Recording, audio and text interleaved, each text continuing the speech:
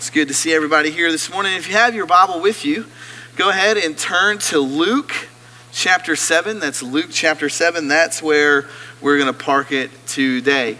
Before we get started, I want to say welcome back to all those who have gone and participated in polishing the pulpit. It's great to have you back. Also, for our visitors, you are our VIP. You're our guests here. And then to you guys just in general as a congregation, over the last couple of months, there's been a ton of stuff going on here as far as Bible studies, ladies devotional, VBS, camp, all that stuff.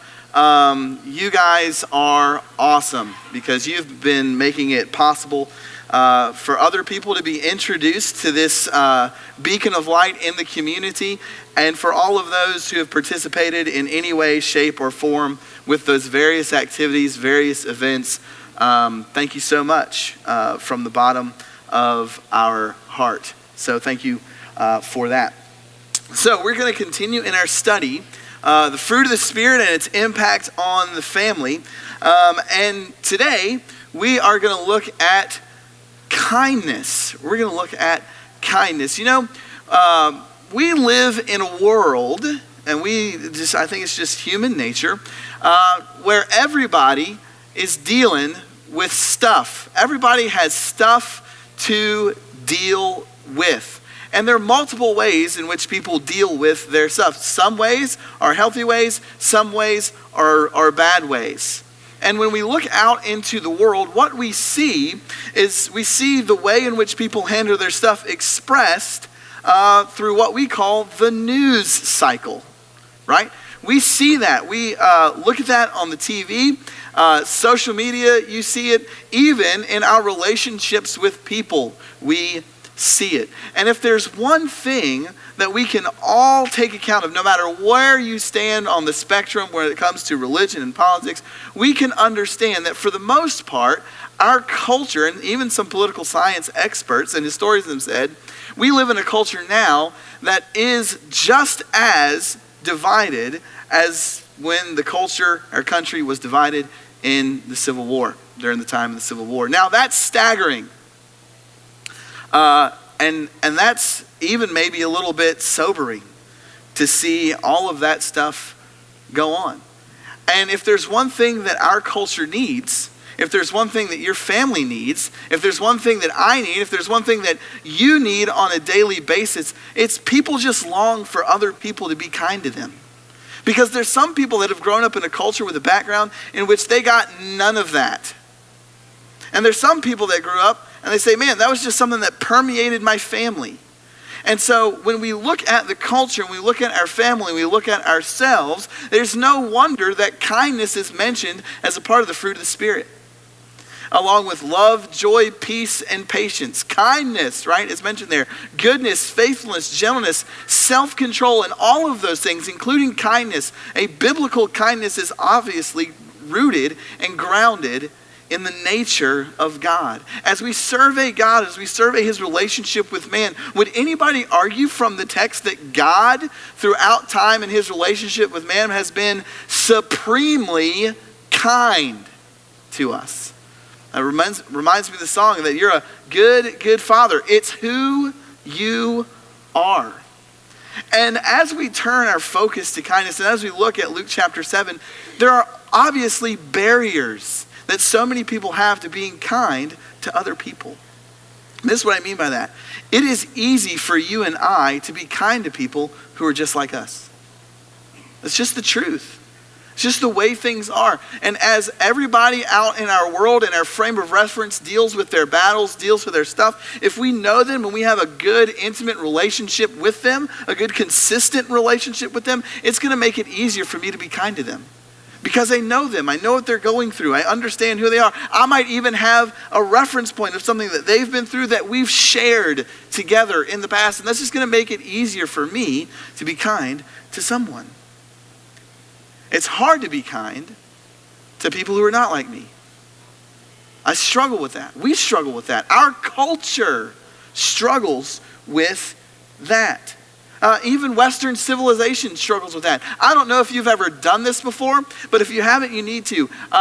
Go to like YouTube or catch BBC America, right? Great channel. And just watch some of the things that are said when the prime minister answers questions in Britain. Just watch that for like 2 seconds. Anybody here, if you've done that, you've noted that, hey, they're not exactly nice to the prime minister. The opposition party is not nice to the prime minister when he comes down or she comes down to answer questions. Just doesn't happen. Anybody here ever seen the video of maybe some of the Asian countries when they're in parliament and there's this the only time you ever hear about a parliament from an Asian country is when there's this massive brawl. I mean, seriously, think about it. The last time I saw anything about the parliament in the Philippines was when there's a brawl. Now, why is that? Because it makes news and it makes headlines. You never hear about the kindness that was demonstrated at British Parliament. You never hear about the kindness that was demonstrated in Filipino politics, right? Why? Because that doesn't make news, that doesn't generate headlines. So how do we get across that chasm when it comes to demonstrating biblical kindness to people, to demonstrating biblical kindness to our own families, to demonstrating biblical kindness in the relationships that we have, the relationships that we value, and the relationships that God wants us to have with people in general? And Jesus gives us a great illustration of that in Luke chapter 7. Because here's the thing about kindness. Biblical kindness has the potential to revolutionize and change not just the way that you act, not just the way that your family acts, not just the way that a community acts. It has the ability and the power to change the way a country, a culture, a world acts. The question is, what does that look like? And so in Luke chapter 7, we see a very interesting story that involves a Pharisee, involves a woman, and involves Jesus. And so right before Luke chapter 7 verse 36, Jesus is talking to a group of Pharisees, and he's calling them pretty much on the carpet for their hypocrisy. He says, "For John the Baptist has come eating no bread and drinking no wine, and you say he has a demon. The Son of Man has come eating and drinking, and you say, look at him, a glutton, a drunkard, a friend of tax collectors and sinners. Yet wisdom is justified by all of her children." And so basically what the Pharisees are saying is, this Jesus guy is not hanging out with his friends, with the people that he's supposed to be hanging out. Because if you're a Jewish teacher, and you're a Jewish teacher of authority, and you're a Jewish teacher of authority in the first century, you hang out with other Jewish teachers of authority in the first century. That's just what you do. And that's still seen today. We have a tendency to hang out with people who are like us. If you play golf, you're probably going to be on my list. Just saying. Now, if you like Duke basketball, we have the potential to be best friends. That's just the truth. If you're a North Carolina fan, I love you, but bless your heart. That's just joking. See, I can say that now because it's football season. It's not basketball season yet. Anyways, and so they're asking Jesus, by hanging out with these people, are you condoning their action? Like, why would you do this? What's the point of you hanging out with these people? And one Pharisee, as we see in another text, Simon the Pharisee, even asked Jesus to come and dine with him, to come and eat with him, which, as far as I know, is the only time in Scripture where we see a single Pharisee ask Jesus to come and sit with him and dine with him and have a meal with him. So it seems on the surface right here that this Pharisee Simon is genuinely interested in knowing more about who Jesus is. And that's amazing. Because if you trace that relationship between Jesus and the Pharisees, kind of like we talked about this morning in Bible class, you would know that there's no kumbaya there from the Pharisee side. And so Jesus agrees to have this conversation, to have this meal with this man. And so he says, or it says, the text says, that they were there, they were having a conversation. Hey, they were reclining at the table, and behold, somebody new enters the scene. Was it another Pharisee? Was it a disciple? No, it wasn't. It was a complete and total stranger. As they were reclining at the table, behold, a woman of the city, a woman of the community, a woman of the neighborhoods that were there in the town, who was a sinner. Now, it doesn't take much to imagine a woman in the city, sinner, what her occupation probably was in the first century. Doesn't take much, not hard to imagine that she was a harlot, that she was a prostitute. And she comes, and when she learned that he was reclining at the table of the Pharisee's house, she brought an alabaster flask of ointment. And standing behind him at his feet, weeping, she began to wet his feet with her tears, wiped them with his hair and her head, and kissed his feet, and anointing them with the ointment. Now, I'm going to be honest, the first time I ever read this passage, it completely threw me off. Like, I don't know about you, but if I'm sitting there and I'm having this conversation with somebody and some random woman just walks into the room and starts using her tears to wipe my feet and puts ointment on my feet, that's just weird. I mean, even now, in a culture in which we don't wear sandals all the time, that would still be weird. I would probably call the authorities. But here's Jesus. And what does Jesus do? Jesus just lets this lady anoint his feet. Just out of nowhere. And it seems that although she doesn't have a close relationship with Jesus, she understands who Jesus is, and she understands where Jesus is. And if you understand where Jesus is, and you understand who he is and what he teaches, guess what? You'll be drawn to him. That's the thing about Jesus. Wherever Jesus is, when people know that he's in town, they flock to him. And they go to him. And they want to see what he has to offer by way of teaching most of the time. And so this is an act of kindness by a complete stranger to Jesus. This is something that people got when they were important in the culture. And she, knowing a little bit about who he is, going to where he is, demonstrates this act of kindness. Now notice what takes place here, because here's the thing. Here's the thing that's going to take place, and this is the point of the section, is that how you view somebody will be how you treat somebody. Is that how you view somebody is how you will treat somebody.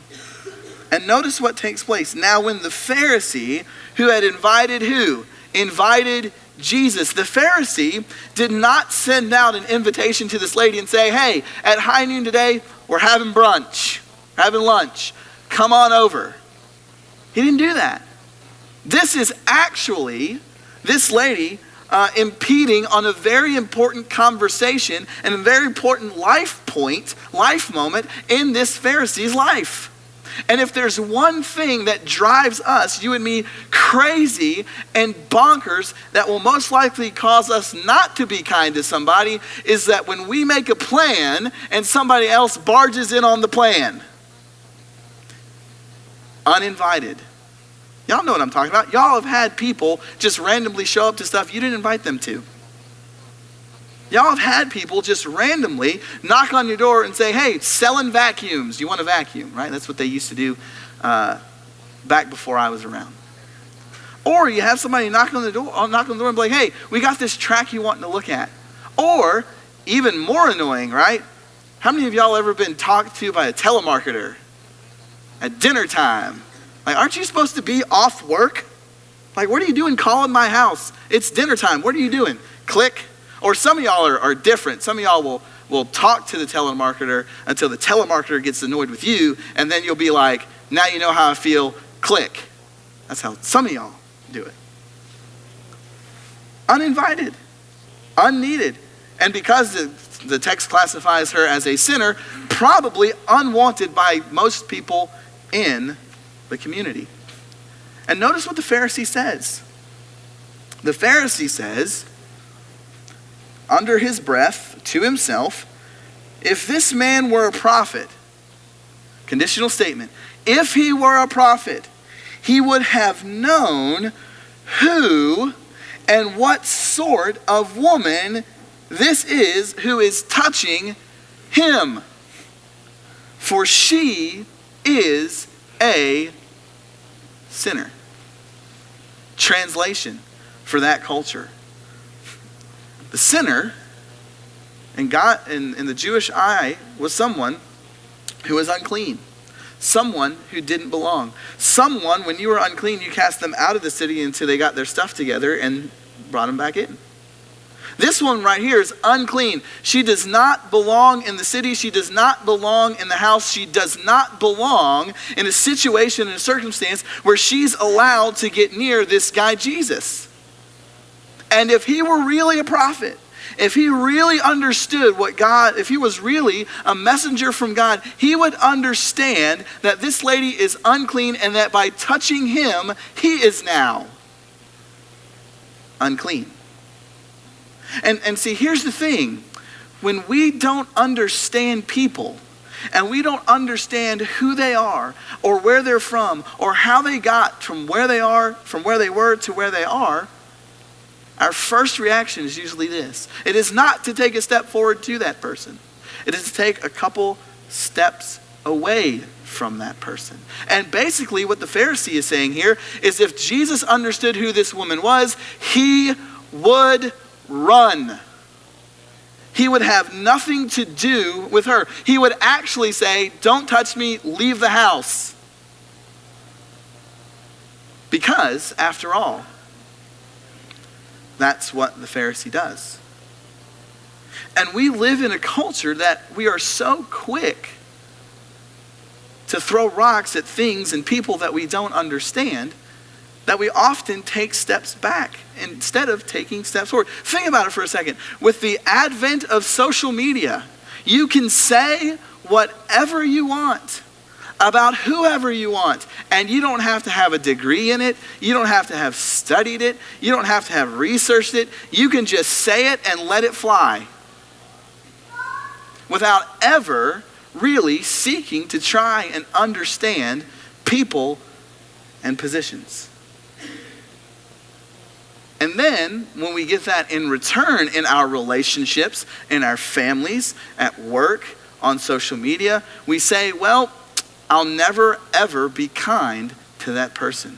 There's nothing about that scenario that generates kindness. Nobody ever gets blasted on Twitter and Facebook and says, you know what, that person blasted me on Facebook and Twitter. They didn't understand it. I think I'll be kind to them. That's usually not the first step. And so this Pharisee, while he might understand the reputation of the woman, he might know a little bit about the past of the woman, he does not know why the woman has shown up. Does that make sense? He might know the reputation of the woman, but he doesn't know why the woman is there. And that is key for you and me. There might be people in our lives that have a storied past that you might have heard about through the grapevine, but you might not know why they're approaching you. They could be approaching you maybe to live out some of the things that have taken place in their past. That's a possibility. They could be approaching you because they know that you're a Christian. They want to ask you a question. They could be approaching you because they might not even know that you're a Christian. They just might need somebody to run something by, to talk to. Those are all possibilities. But what the Pharisee does that is so detrimental here is that he has already judged the woman on the basis of something that might or has taken place in the past and is applying it to her character in the present. And when we do that, it does not generate a mindset of goodness and mindset of kindness towards people. When we prejudge people on the basis of what may or may not happened in the past, it does not generate our desire to be good and kind to people. And notice what Jesus says. Notice what the response is here. And Jesus answered, saying to him, Simon, I have something to say to you.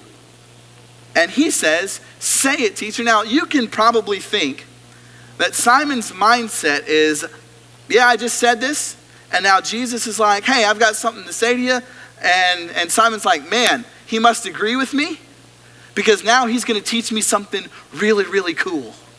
Now he's going to let me kind of into his window. He's going to let me look and see. I'm about to be able to go back to all my Pharisee friends and say, I had this Jesus guy in my house, and oh my, he taught with such authority. And you know what? He might have taught with such authority, but guess what? I now have got something I can trap him with. Or he might come away saying, man, this Jesus guy, I'm a celebrity now in front of the community. I'm a celebrity now with all my Pharisee friends, because guess what? None of them have ever had Jesus in the room. But this is the cool thing about Jesus. Jesus always does what people don't think he'll do. Jesus always does what people don't think he'll do. Simon's probably anticipating some type of lesson that will apply to the sinner. But what Jesus is about to do is teach Simon that he's the sinner. He's about to teach Simon that he's the sinner. Notice what he says. A certain moneylender had two debtors. One owed 500 denarii. Now, denarii is a day's wage. So he had one moneylender who had two debtors. One of the debtors owed 500 days worth of wages. That's a lot. I ain't no mathematician. That's a lot.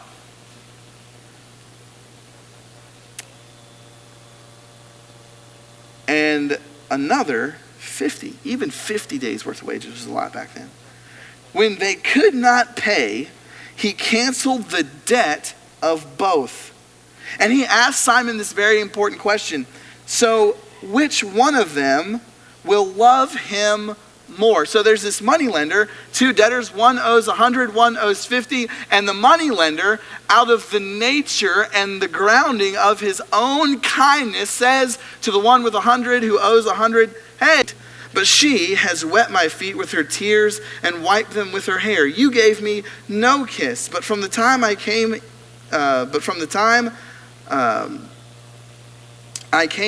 in, she has not ceased to kiss my feet. You did not anoint my head with oil, but she has anointed my feet with ointment.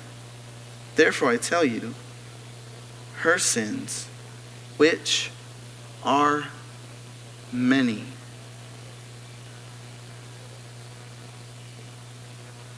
are forgiven. Time out, Jesus. Don't you understand who this lady is? Don't you understand the things that she's done? Do you know how many people she's probably hurt with her sinning? Do you know how many families she's probably busted up with her sinning? Do you know how many husbands and how many wives she's hurt with her sinning? And Jesus says, the issue here is not how many sins she's committed. The issue is, does she need to be saved? And the answer to that question is yes. And in the ultimate act of kindness, Jesus, the one with authority, the one who has the power to forgive sins, forgives her of her sins. And notice, then those who were at the table with him began to say among themselves, who is this that even he forgives sins? And he said to the woman, your faith has saved you. Go in peace. You know what? The text doesn't explicitly say this, but I think that woman showed up at the door because she was looking for peace. And she knew that she couldn't find it in the Pharisees, but that you could find it in Jesus. And the difference between Jesus and the Pharisee is the Pharisee saw this lady for all the things that she was labeled as being, where Jesus saw her as who she was, an image bearer, and who she could be.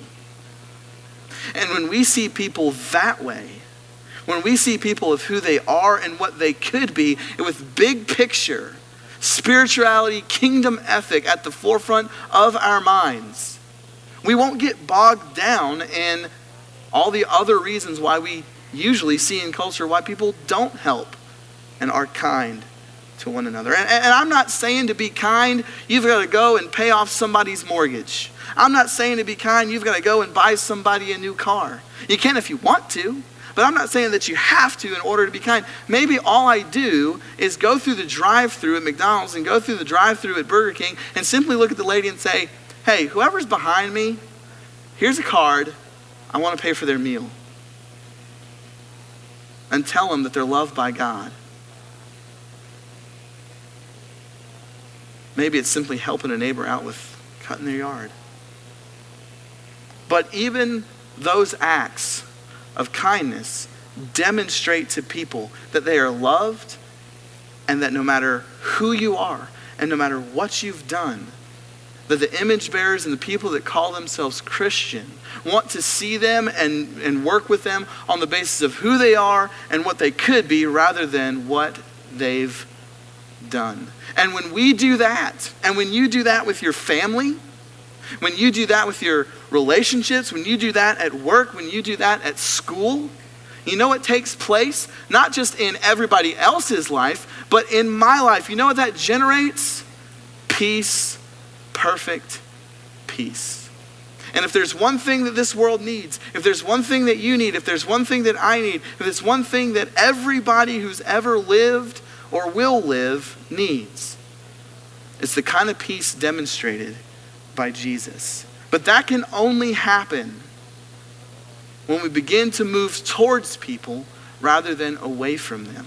Jesus took steps towards this woman while the Pharisee took 3 steps backwards. And that can only happen when we love them with the agape love, and out the expression of that agape love is this type of kindness. So 2 things I want you to do this week. 1, I want you to go and pay for somebody's meal through a drive-thru. But I just don't want you to pay for it. I want you to go out back, grab a card, and I want you to hand it to the person who's serving you and say, hey, you're loved. And then grab the second card and say, make sure that person gets the card. And I want to pay for that person's meal. Secondly, I want you to move towards somebody that you know that maybe you've been taking steps away from. Whether that's in your family. That could be your husband. That could be your wife. It could be your kids. Could be a friend. I want you to take steps towards people this week rather than steps away. Knowing that, hey, the product of this is peace for that person, but a type of kindness that is not seen day in and day out in the world. And if we do that, we can not only change the direction maybe of some of our families, we can change the direction of our lives, of our communities, and of the world. There's no reason why we can't and shouldn't do this. And it's not by coincidence that kindness is mentioned as a part of the fruit of the Spirit. And the greatest act of kindness that you've ever experienced and that I've ever experienced or will ever experience was the kindness of Jesus Christ. In the moment in which he could condemn people, he said, Father, forgive them, for they know not what they do. Do you need some kindness this morning? Maybe you're struggling with some stuff. We want to put our arms around you as a family. We want to pray for you, and we want to love you and tell you and show you the kindness of the Father. If that's something that you need this morning, please make that known, because how you view people is how you treat people. Let us think about these things as we stand and as we sing.